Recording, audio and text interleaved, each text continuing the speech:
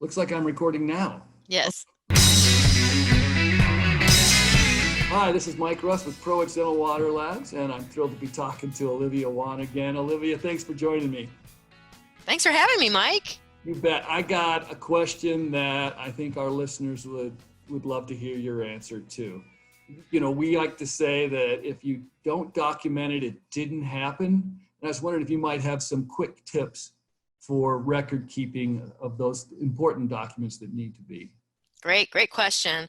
I think a good starting point is, where are you going to keep that paperwork? So if you're a paper person, I would suggest that you have a separate quality control binder so that you can assemble that documentation, whether it's your weekly spore test or your water monitoring, fire extinguisher log, change dates of your high-level disinfectant, maintenance, flushing the eye wash station. Whatever those tasks may be, is define the task and then have a place to store it.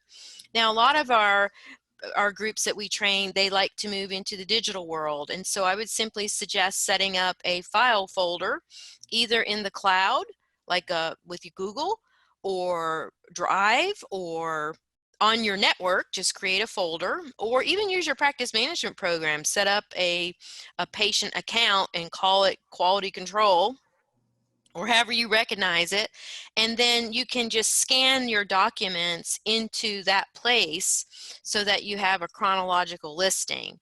Now, if it's spore test results, if you're doing it yourselves, self-testing, really important to know how to do the process correctly and save those records.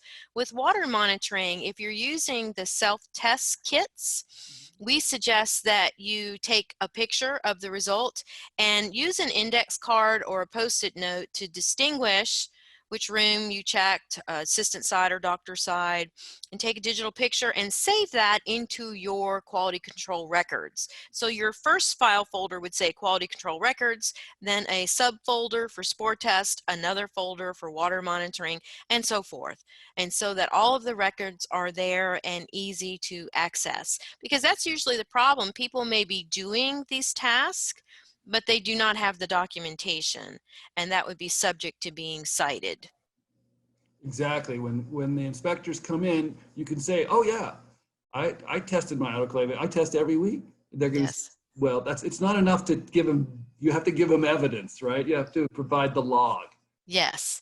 And unfortunately, what I've run into is where, with the spore testing, the person that handles that is not there that day, or they're on maternity leave, or they no longer work there, and they were associating the records with their personal email address. So that's why I really advocate using a work-issued email. So regardless which employee is in place, there's continuity with those records.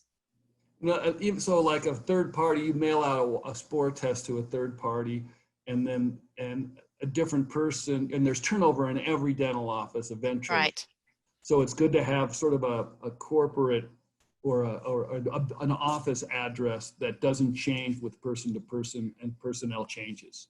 Right. So even though the people may change, the process is defined, and you have continuity, and you never miss a beat. And so just even with my own staff, we have a paid for email account. So if an employee were to leave, I can actually reroute those emails to another employee or new employee so that we have the documentation. Great answer. That's a good one. That's when the people, that probably comes up a lot with you. Yes, it does. And yeah, we do have people, when they use QuickPass, for example, they will take a picture of it with like you said, with the date, and then with the operatory that they're testing. And that's a really good idea. And if they can time and date stamp it, then it's irrefutable. This is the Right.